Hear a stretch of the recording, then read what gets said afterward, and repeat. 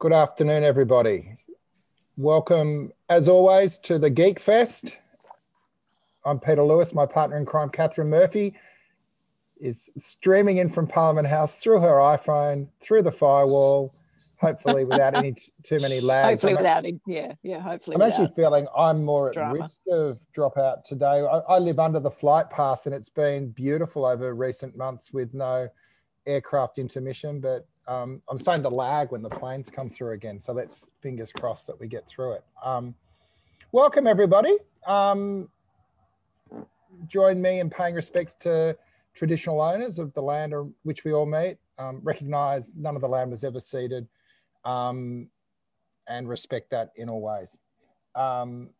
You're all regulars. You know how it works. We've been really slack in recent weeks of not really using the chat much and not calling people up to have their say, and that's the whole point of it. So I'm committed today to calling some of you out, whether or not you've got something to say, so be ready. Katharine, it's the middle of, I think, 3 weeks of sitting, and that's been 2 weeks, and it's been a strange experience, I suppose, in the context of the year to have, you know, Parliament up and running. But I had the pleasure to drive down and sort of hang out in Parliament a week ago, and it still felt very empty. Although it did feel like the wheels of government were starting to sort of turn over again. Much livelier last week. People are starting to plot and hate and do all the things you're meant to do in Parliament sitting. So hate is back. Hate is definitely back. And what was the vibe last week after the Four Corners was? And we've got a question about that later, but did that set the mood for the week, or was it, I guess the two things was there was the Four Corners story and there was the Joel Fitzgibbon. The Fitzgibbon fandango, as I called it. Yeah, it was, and also the Prime Minister warming us up for this report that we've been expecting for a while now about that'll detail the behaviour of some Australian special forces in Afghanistan. So that was the other kind of big watch this space thing about last week. So and in terms of the sitting, because I was a bit unclear in my gestures there, we sat last week. We've got 2 weeks off now, and then we've got 2 weeks on. So, we're not sitting this week. No, we're not sitting this week, but we have the final sprint to the finish. So the last week of November and the first week of December. And that'll be slightly complicated during the first few days of the second last sitting week, because Scott Morrison, as we speak, is on a plane heading for Japan for a trip to visit his counterpart. And as a consequence, he will have to basically quarantine for 14 days when he comes back. So in that final sitting week, the Prime Minister is going to have to do some of Parliament from the lodge, because he won't be able to set foot in the Parliament because of quarantine. But anyway, that's by the by. Four Corners, did it sort of set the tone for the week? Well, yes, I think is the short answer. There was a lot of chat in the days before the program was aired. On the Monday, there was a big build-up because the reporter and EP of the main reporter on the story, Lou Milligan, and her EP at Four Corners, Sally Neighbour, went public on the Monday saying the government has subjected us to all kinds of pressure about this program. The managing director of the ABC fronted estimates a couple of hours before it was broadcast, and he confirmed that all sorts of entreaties had been made to about the show. Then there was a lot of chat after the show about, whether it was a story or not, how bad a story it was. Then, of course, the Prime Minister's reaction afterwards then generated a whole other batch of conversations around the place. So it was a really interesting week, actually, last week. So from where you sit, is that sort of story just noise, or could it transform the culture down there? Well, the main problem, I think, and I wrote this in a column for Saturday, is that there's not a lot of, anyone watching politics closely knows there's not a lot of consequences for bad behaviour, ranging from being an idiot to being incompetent to doing stuff you shouldn't do. It's a very permissive environment, politics at the moment. We're a long way from a minister, like being sacked for doing something that in breach of the code. I mean, I shouldn't say that because, of course, Bridget McKenzie at the start of the year was sacked for a technical breach of the code, but it's quite a high bar, really, to do anything, sufficiently terrible that you actually face a penalty for behaving poorly. So, I mean, that I'm just saying that the main problem is that the environment of politics is very permissive. Ministers know they can get away with quite a lot. And probably understand that there aren't too many consequences for a broad range of conduct that you'd list under failing to do your job. Now, but programs like the Four Corners program do remind parliamentarians of a couple of things. One is that from the moment that Malcolm Turnbull put a provision in the ministerial code forbidding ministers from having sexual relationships with their staff, that made this area reportable. It created, I mean, he did the right thing, obviously, by requiring ministers to, just have basic standards of oh God, I can't even speak, to act properly. Yeah. Have private sector standards of acting properly. I'm not saying he did the wrong thing in being explicit about it, but what that action did was make this area reportable. So if there's no other kind of consequence from the Four Corners program last Monday, there is a reminder, I guess, for all parliamentarians that this is now a reportable set of circumstances. So I guess that might be salutary for some. That might remind some that they are in a public and prominent position, and perhaps they ought to behave in accordance with that. But I just think it's a slow change, Peter. Politics is still incredibly male dominated. The culture here is very patriarchal. There are not enough women in the parliament. There's also not enough women in senior staffing jobs, because it's basically impossible to have any sort of a life if you're a senior staffer. Like, what needs to change is going to take some time to change, but sort of projecting some of those issues into the public domain that were once considered no-go areas in reporting is part of making that change, even if it's slow. And it's interesting in terms of, I guess, what we're going to talk a little bit about today, which is trust in institutions and the trust scaffold. It just strikes me, we've got this debate playing out at the same time as we're having this argy-bargy around what sort of form of anti-corruption oversight federal parliament would see. But if you put those two lines together, it actually seems to me there's an opportunity to bank some of the successes of 2020 if either side of politics sees that opportunity. No, I totally agree. And I think this is why the Integrity Commission is sort of such a missed opportunity for the government, that they've had to be seen to be dragged to it, that the model that they've proposed is quite clearly suboptimal. And now they're going to run down the clock for 6 months to pretend they're going to consult about it to possibly improve it, while having no intention of making any improvements to it.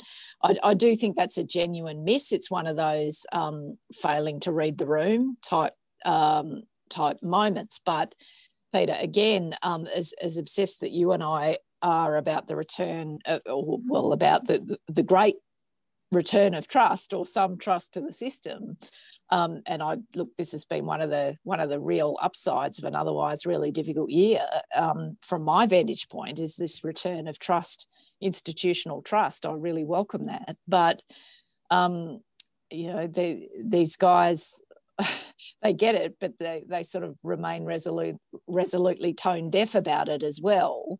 And if we want to change that, which brings us back to your question, which is, does anything ever change? Well, I tell you what, it'd change if people cast their votes based on whether or not there were sufficient accountability mechanisms, whether or not there were sufficient guardrails on an assessment about whether or not a government was worthy of trust. If people did vote on those issues, then things would change. But sort of people are obviously very in favour of an integrity commission, but do many votes hinge on it? Do many votes change on it? I'm not sure. So until we can sort of get a culture where voters prioritise these things a little better, then politicians will have this sort of, I guess,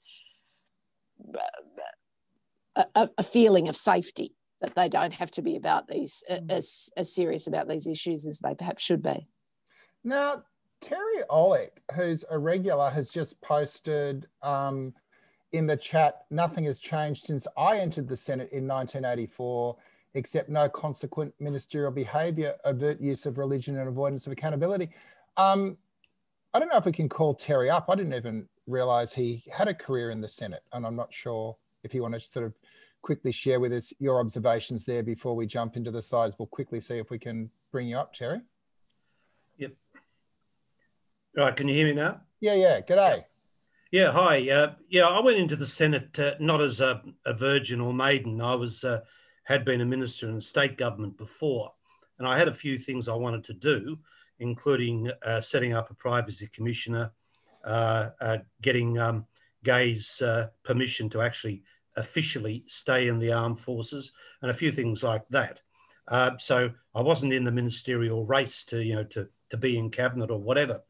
But it was interesting that particularly in those days, there wasn't the same recourse to overt use of religion in order to get votes. There were some people on the far right who might do that, but on the whole, it didn't seem to count much. And similarly, ministers hit the deck and got booted out if they actually made mistakes. And I'm not seeing that at all now. And I think since John Howard's original endeavour to have a ministerial code, where he lost all those ministers, no one's bothered to do that from then on in a systemic way. So, and I think ScoMo in particular is brilliant at just simply dismissing the press with a swat of his hand as if they were flies. And for the most part, they tended to cop it, with the exception of people like Katharine, because you do actually go back and say, let's think this one through no matter what ScoMo thinks. And I think that's the most critical part. The ABC and some of the braver members of the press are the difference between us and the US. Otherwise, we were going down that path of overt religion, which is why I wrote my book Clapperland, because people ought to have a laugh about what is actually quite a threatening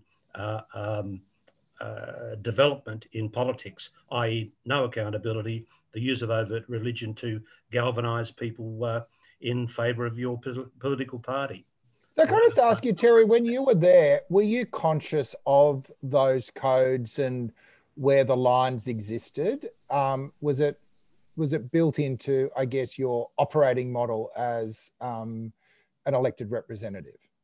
No, it was pretty much anything went. Nobody talked about it officially. It was, and certainly the culture was Boise, aggressive. It was suck up, kick down. In fact, in that sense, it's slightly improved now, but mostly people look the other way. And I must say, I had 9 years there and I didn't really enjoy it, except in the political wins that I had, because the culture itself was like going to work in an abattoir. And, you don't look forward to it. I'm much happier now working around the world with different groups where there are shared goals, and the aim is not to put other people down. The aim is actually to bring them along. I quite like that. And it's a massive change, I can tell you, to your own personal life as well. So who would have thought a workplace where conflict is baked in would be not the best place in the world to be turning up every day. Exactly. And by the way, the slipperiest and the nastiest tend to benefit in that system. And that in itself is systemically a bad problem. Well, thanks for your contribution. You got any reflections there, Katharine? I think Terry predated both of us in there. Yeah, that's right. But no, I think the abattoir is brilliant. I've kind of taken to referring to Parliament as either the cursed castle or the patriarchal palace. But I tell you what, I love the abattoir. That's kind of brilliant. And yeah, what Terry said much more articulately than me. The point I was trying to get to, that it's sort of at the root of the issue is the permissive atmosphere, the sort of completely arbitrary enforcement of ministerial codes of conduct, the lack of ministers being held accountable for all kinds of behaviour, not just their after hours behaviour, that sort of sits at the root of it. So anyway, he said that much more articulately than I did. So thank you, Terry. As I totally failed to load up, sorry about that, folks, a couple of times to load up the share screen today. I'll give it one more crack because we have got some numbers to go through. Let's see if we work this time. Is that turning up for people or? Yeah. Yeah. Okay. Happy days. You can vaguely see it. I was just getting the Zoom thing. Oh, here we go. It's the Geekfest. It's the 17th of November. And Katharine, it's another good on you, Scotty week for the Australian people, which I know galls a lot of Guardian readers and probably a number of the people in this call. But I think the biggest risk, even in a week where you've got the kind of noise of robo-debt, it strikes me there's a resilience to the approval of the Prime Minister, and there's no single event that's knocking him off his course at the moment. Well, I'm sure there could be a single event that could knock him off course. I don't think everything is set in stone forevermore. But I think we, on this call, the regulars will know you and I have been talking on and off really all year about incumbency, and particularly lately because we've seen the resilience of community support for Gladys Berejiklian. We've seen the resilience of community support for Daniel Andrews, even though obviously he came off his peak during the second wave. I think, look, the issue that people are principally concerned about in the country at the moment is obviously the pandemic and the economic downturn associated with the pandemic. People are concerned about their material well-being, both in a health sense and in an economic sense. And I think we've seen in elections around the world that if you are an incumbent in the current environment and you are perceived as broadly competent, then the public will be grateful to you. The only guy who's lost an election, even though he won't concede, in recent times is Donald Trump. And of course, that's where the dots didn't align, right? He's an incumbent for sure, but he was not seen as competent, obviously, in the response to COVID and in other areas. So I think, again, if you are a political leader at the moment who is focused on the economy and the pandemic and seem to be doing your best, even if you make a few fluffs or blues along the way, the voters will mark you up for it. So we're now kind of double donuts in Victoria, nothing much happening, New South Wales, Queensland, little outbreak in South Australia, looks like they'll stamp that down. How long does this still become the defining issue for people when they're looking at their leaders? I kind of felt the budget would be a shift point, but it doesn't seem to have moved much, does it? Well, I think there's a few things sort of going on at once to sort of prolong a kind of sense of, just call it sort of background anxiety for people. Obviously, as you say, Peter, like what's happened in Victoria, and again, hello to everyone listening in Victoria who's on today, you absolute bloody legends, how amazing. Something's been done in Victoria in terms of suppression that I gather hasn't really been done anywhere else in the world. So, that's your victory. So thank you for that. And the rest of the country thanks you for that. But so we've had a second wave here. We've had the US election period in Australia over the last several weeks, which I know from our readership levels and also from answering a couple of questions that we'll get to later, Peter, that Australian voters have been minutely attentive to what's going on in the States. And I know, I mean, even people who are not particularly engaged in politics, I think have been sort of deeply anxious about how, whether Trump would go or not, right? So that's been sitting there. Also sitting there is second and third wave outbreaks in the Northern Hemisphere, like the lockdowns again in European countries. People understand that they might be a bit more sanguine about the virus. And again, we've got some numbers this week sort of indicating they are, but they know it hasn't gone away and they know it's really serious and they know that the times are politically unstable. So I think that helps in terms of that feedback about competency and incumbency that we were talking about a minute ago, right? So when does it change? I don't know. I mean, obviously, if we get a vaccine, if one of these, the Pfizer vaccine or the other one or whatever, if it's as promising as the pharmaceutical companies tell us it is, and a mass rollout can happen maybe in the first 6 months of next year, and we get a rollout in Australia before the winter next year, well, that's going to change. That's going to change things. That will kind of bring politics back to a more normal conversation. But even if that happens, though, Peter, I was seeing some people over the weekend who were really reminding me that even if we get the health stuff under control, say in the first 6 months of next year, and that's a big if, right? Let's just say we do that. We've still got this, this massive correction in the economy waiting to happen once income support starts to be withdrawn. We've got zombie businesses all around the place. We've got people leveraged, with loans they haven't been paying back. We'll have people who will be required to pay rent. So there's all of that's got to basically kind of start running through the system from March next year. So anyway, I guess that's a long-winded way of saying maybe we hit sort of a more normal political cycle in the second half of next year. But that's a guess, really. There's a lot of variables there about what may or may not happen. There's mixed amounts of love for the opposition leader in the chat today, just disclosing. There's been a little hit. I'm one that doesn't read a lot into week-to-week changes, but what are we seeing here?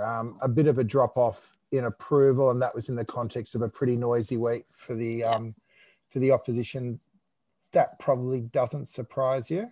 Yeah, no, well, it didn't. Obviously, it was a really messy week for Labor last week. It was sort of meant to be a better week for Labor last week. They were planning on using Joe Biden's projected victory to try and turn the conversation on climate change into a bit more positive territory for themselves. And Joel Fitzgibbon made sure that didn't happen. So that it was a very messy week last week for Labor. So it's unsurprising to me that Albanese would get a bit of a hit on his approval and disapproval ratings. But again, it still strikes me it's a debate they need to resolve, and it's a really hard one because it's almost like you've got if you think there is an accommodation where you frame it around jobs and you make coal communities see a future and you make inner city communities believe that Labor does have a long-term plan on climate, even if you get to the point where that discussion's being had, both proponents are having a separate conversation over their shoulder at the communities that want them to push further.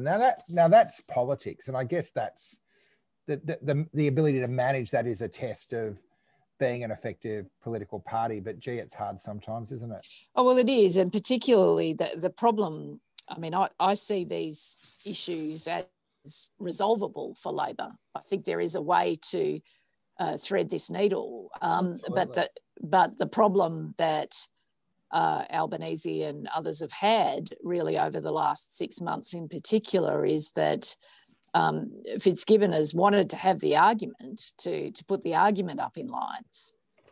He's not honestly been interested in trying to find a compromise or a solution.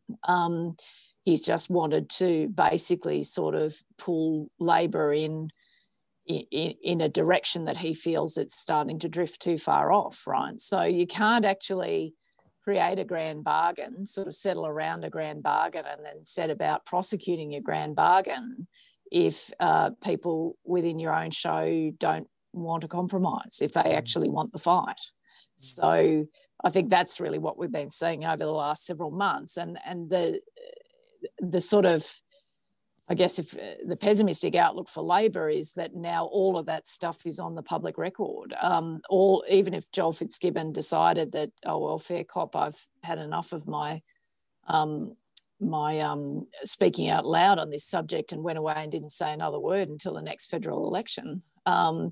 He said so much to so many different outlets that you can continue to create the perception of division. And it's with a cohort of voters that the coalition has been actively recruiting from Labor over several election cycles. So it really is incredibly damaging what Fitzgibbon has done over this last 6 months, even though I, am sort of supportive of having the debate, which enables, people in a political movement to respectfully disagree with one another and reach a solution. I just don't think that's actually what we've been witnessing over the last several months. And it's an interesting counterpoint, isn't it, that we're about to have a very, I wouldn't say, well, a centrist president in the States who's staking his leadership on being able to do, I guess, the boring work of collaboration. Yep. And we're not used to seeing politics like that. And, we know that the angry voices and the overstatements work a lot better as effective communications tools. So I'm going to be fascinated to watch how Biden and his team engage around bringing people together if they can. Yeah. Yeah. No, I totally agree with that. I'm just going to flick through a few slides because I feel like we're just sort of still at the start and we're halfway through, and I want to get to the exciting stuff. So let's come back to Biden in a sec. Preferred PM, yeah. We still love our state premiers. Gladys back up to 75 despite shredding papers, and I don't know if I can. That old joke that of politics, you only have to fuck one goat. I don't know if I should, but she's proven that's not true. She's doing really well, as is the returned Queensland Premier and Dan Andrews. I shouldn't have said that. In terms of rating of the state government's response, 59% happy with the way that the Victorian government has managed this process now that they are out the other end. But, it never dropped below 47. That's 45. the point. Back to incumbency. It's quite important at the moment. Yeah. I thought this is probably the most interesting Victorian number. So, in retrospect, do we think that the government moved too fast, moved too slow, or moved at about the right speed again? There isn't a political attack that is going to be effective at the management of the pandemic in Victoria.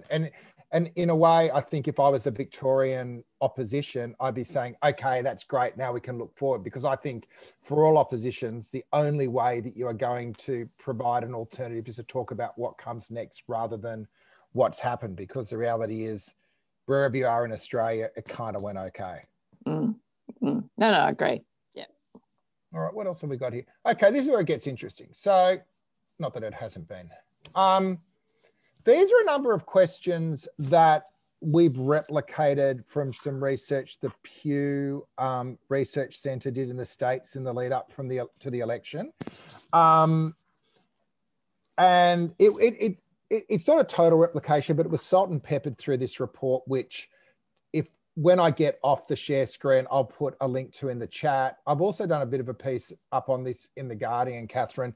And the theory being that there's something different in Australia to America at the moment, because particularly, I think it was that figure, regardless of who is in power, I trust the federal government to do what is right. In the States, that's at 20%. So we are significantly different there.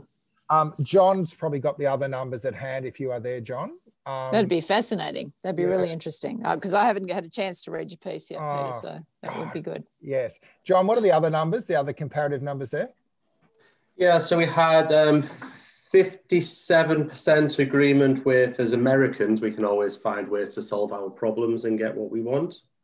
And 84 in Australia. And that feels like a very American thing that you would have thought, you know, that whole American exceptionalism, those numbers would be much higher. And what was the other one? It was the 59. And it was 59% wanting their government to do more to solve problems. Which, you know, the interesting thing being the others don't, that it should be left to individuals and businesses.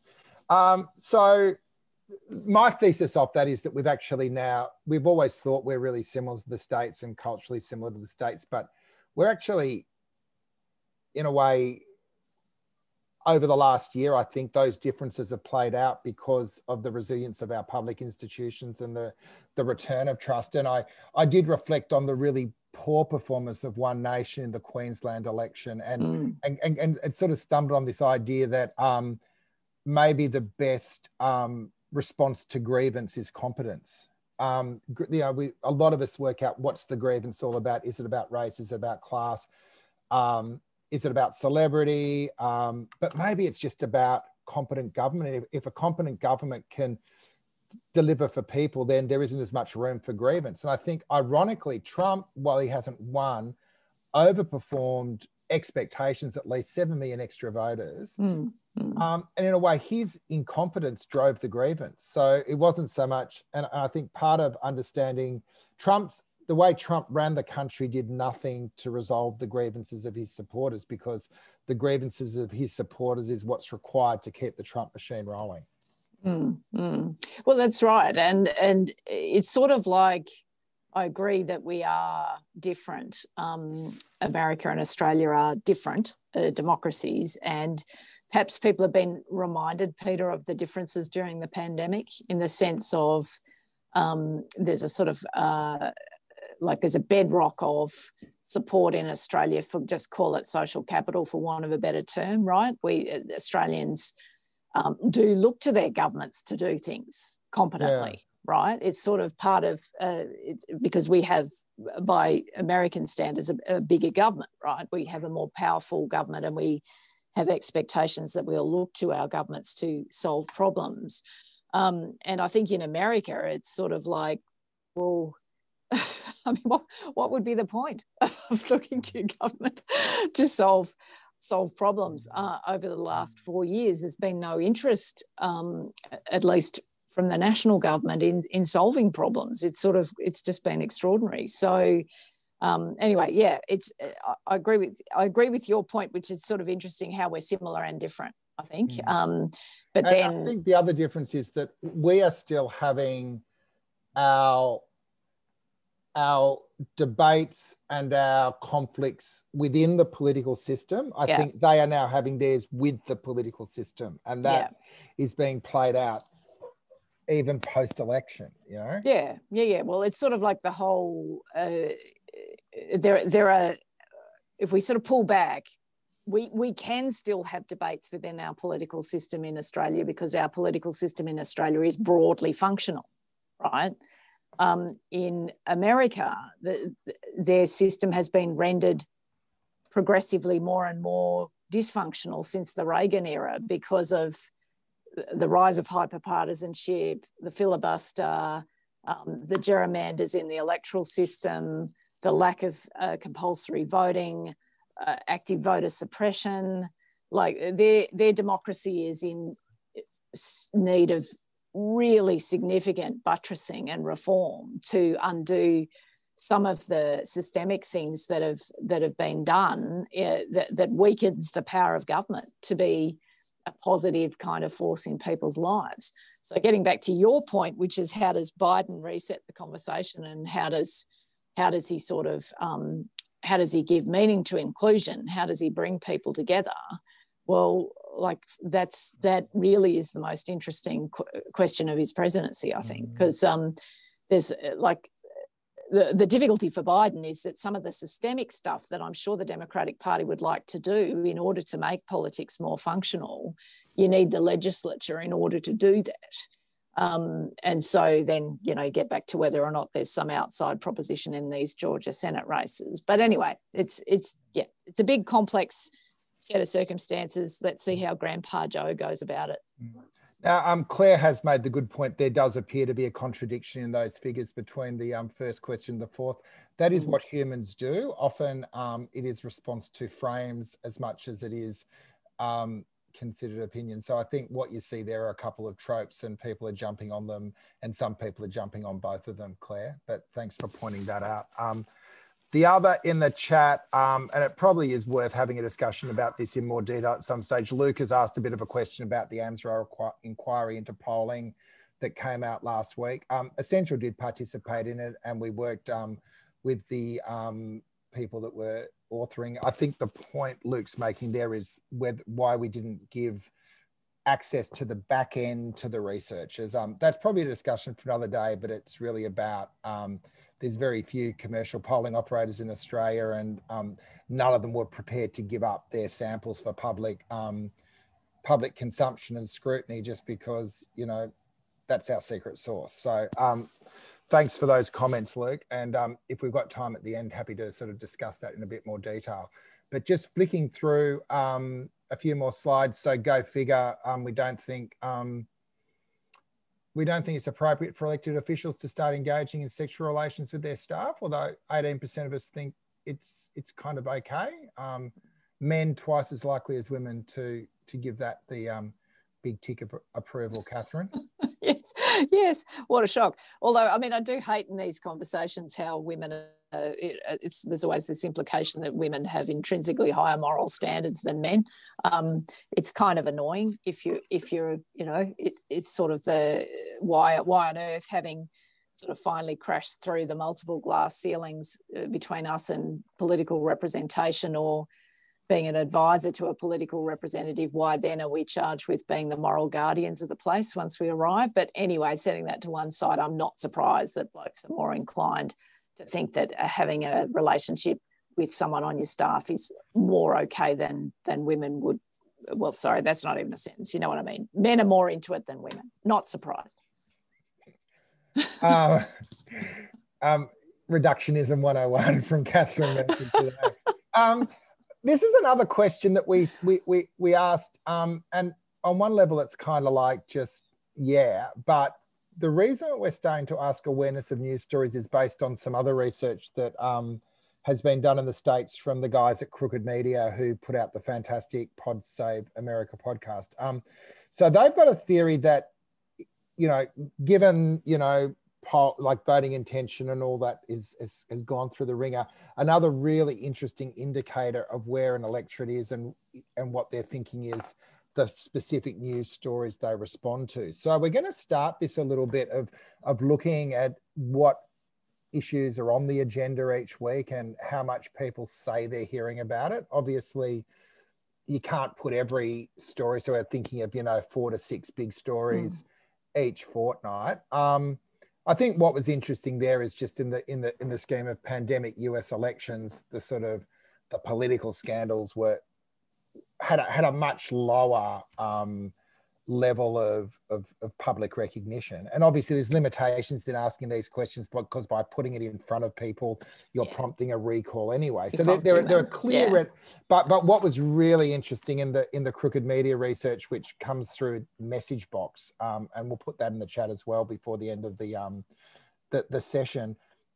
For instance, they had a bunch of Democrat voters who thought the biggest story was the pandemic. And then they had a group of Republican voters who thought Hunter Biden was the bigger news story. And they were the stories they were aware of. So I just think it gives you a way of tracking if we are building our own little media echo chambers. Although, John, I don't think there were huge differences between the different partisans this week, although you did say you thought that Liberal voters were much more aware of Labor's problems within the shadow cabinet.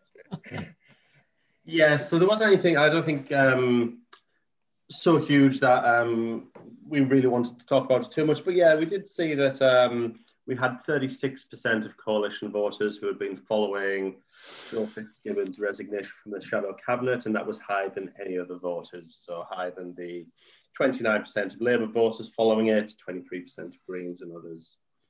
But yeah, across the board, it was those larger issues, the US election and the pandemic, which really got people's attention. Perhaps that dominated amongst other issues in the past couple of weeks. I always find for junkies who think the whole world, there's still large number of people saying, no, not that. Not interested. No, that's exactly right. And that's like the value of doing it is exactly as you say, Peter, that we have to start understanding the sort of bubbles that people live in. But also it's just a good reality check. And it's sort of like, you know, John might laugh at me, but it's kind of like those word clouds that we were doing in the lead up to the election, right, in terms of what ideas were penetrating. And that was those word clouds, like before the 2019 election, were actually a much more reliable indicator of where the debates were than the 2PP was, really. If I remember, it was just tax. It was like, no, but that's the thing. And that was sort of part of the cognitive dissonance of the last campaign, right, was sort of seeing that and thinking, oh, I don't know, all of this doesn't compute, right? So I just think sort of ways of trying to capture what content people are engaging with gets us closer to understanding how people are forming their views. And it's more important now, given the media environment is what it is, that news consumers are perfectly capable of being able to select media outlets who reinforce their views and sit in those places and not engage broadly across a spectrum of opinion or news content. So anyway, I think they're good questions to ask. Yeah. I reckon it might be time for another word cloud on that. Maybe our end of year, John, we'll do. I'll put my money down what it'll be, but biggest story of the year, like that's a no-brainer. But also just generally week on week, what's the biggest thing that you've heard about? And the word cloud would be an interesting alternate there. It means you've got to stay up till 2 a.m. rather than 1 a.m. the night before, John. But we're good employers. We give you Christmas. We give you Christmas Day off, don't we? Sorry, John. That's yeah. I think one of the interesting things with this as well will be also to track this over time. So when there are other global events going on, more domestic issues, we will also be able to get some benchmarks on how this sits compared to things in previous weeks as well. Yeah, I think it's interesting. I think it's fertile ground. Yeah. Last couple of slides, then we'll come up for air and see if anyone wants to ask questions. I have the floor. We asked this question beforehand as well, John, I think, and it shifted significantly towards Biden. I think there's probably a bit of name recognition stuff going on, but from a favourability just before the election to now from 44 to 59 amongst Australians. Trump down a little bit.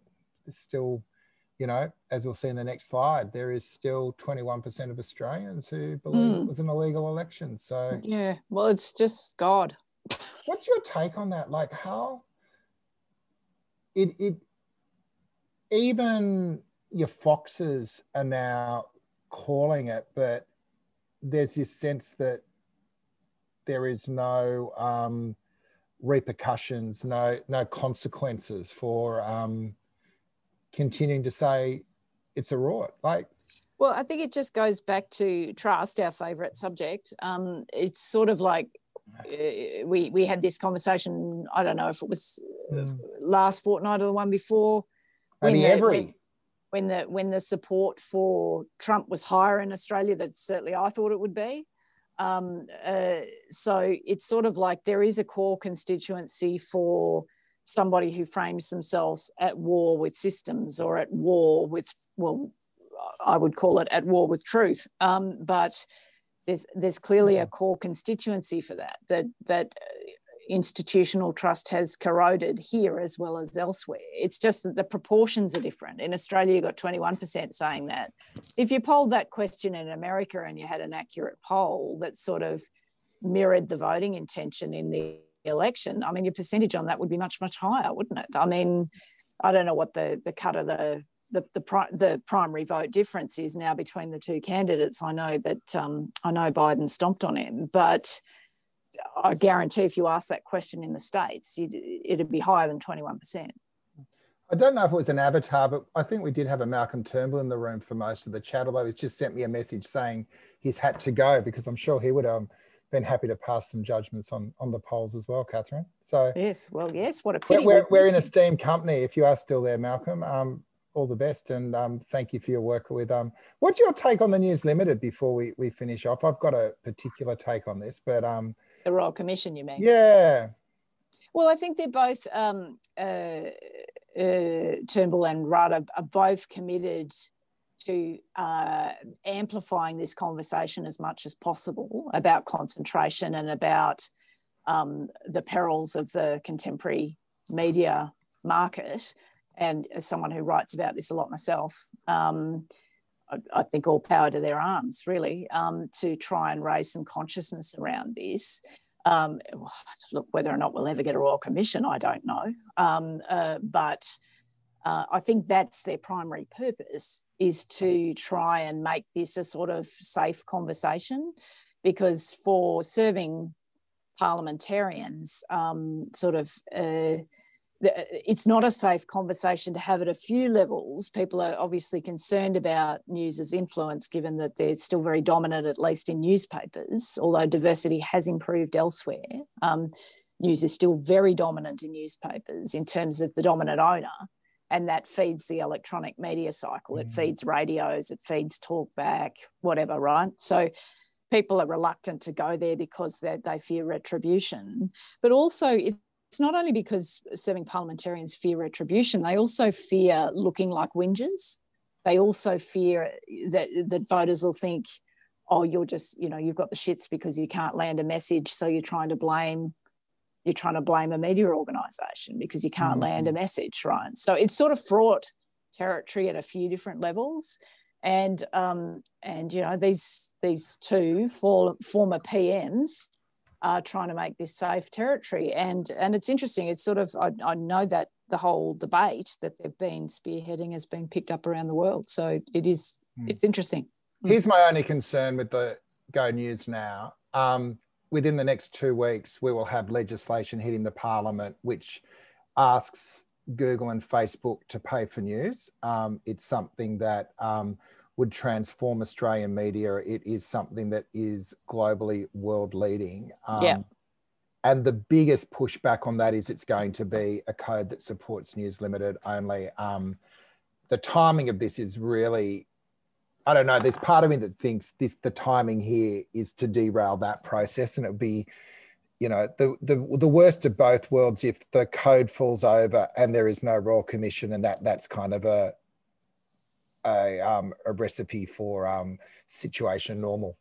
Well, that obviously would be bad, but I don't think either Rudd or Turnbull would have that as an intention, though. Do you, Peter? I mean, I would hope not, but it would seem a strange intention. But I'm not casting dispersions in any shape or form. It's just that the timing, and Google and Facebook have been running around saying this is the News Limited code. It's just for the purpose, And the reality is, this is an occasion where I think something that's going to benefit news will also benefit the broader media, and probably sort of bring up particularly Guardian and Nine and some of those other outlooks. The big debate there at the moment is whether the ABC and SBS are covered as well in the code, and if they're indeed informative. But we're kind of having all these debates about the media, and none of it seems to be landing in the one place. So anyway, don't think I got an answer to that. Just a question. It's interesting. It's an interesting thing to roll around in your mind.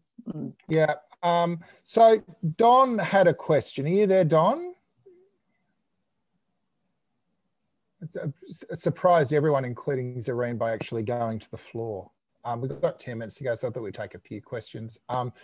Don had a question. Bill had a good question. If either of those are available, you can have the floor. Otherwise, we'll just keep bloviating. Or if anybody else is wanting to ask anything, we can keep going on Murdoch, Facebook, and future of the media. But yes, my question was the apathy that you see in the U.S., which is to a certain extent disengaging. I think that a lot of the Trump supporters, having been born in Texas and lived there for a while, a lot of the Trumpettes are just disenchanted with government completely, and it leads to a sort of small faction of just apathetic participants. They still vote. Obviously, there's 70 million of them, but they really don't care about Donald Trump and don't care about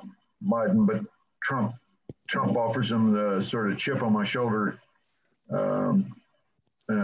segment that they're looking for, and it's easy enough to get in that apathetic tribe. And I just wonder if the disengagement of Australians in participating in any kind of political dialogue that Katharine was speaking about earlier, if it doesn't indicate that maybe Australia is moving in that same direction.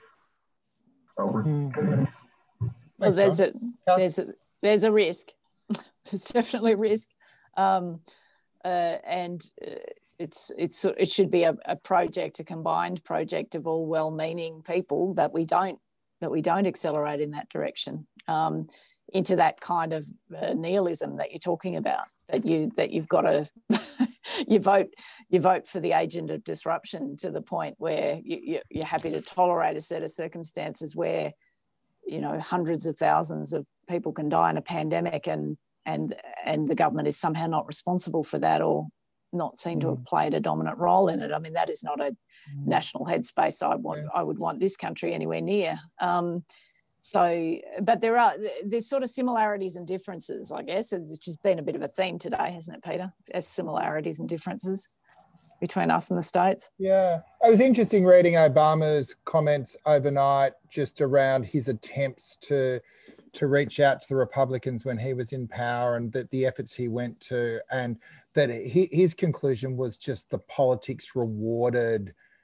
the division. I think there is an act of, there is a political act in saying that not all the good players play for the one side. The fact that, we all turned Malcolm Turnbull into a cartoon character as, Richie Rich when he was Prime Minister. But, I think if we're honest with ourselves, he was serious about addressing climate change. He was instrumental in establishing The Guardian, even though he knew that it would not be an outlet that would necessarily advocate for his side of politics. So looking for those players on both sides that work across the aisle and ensuring they're not punished by their own base is kind of part of, I guess, the process of ensuring that we've got a functioning system. Don't you reckon? Oh, definitely. I mean, the most underrated capacity in politics is compromise.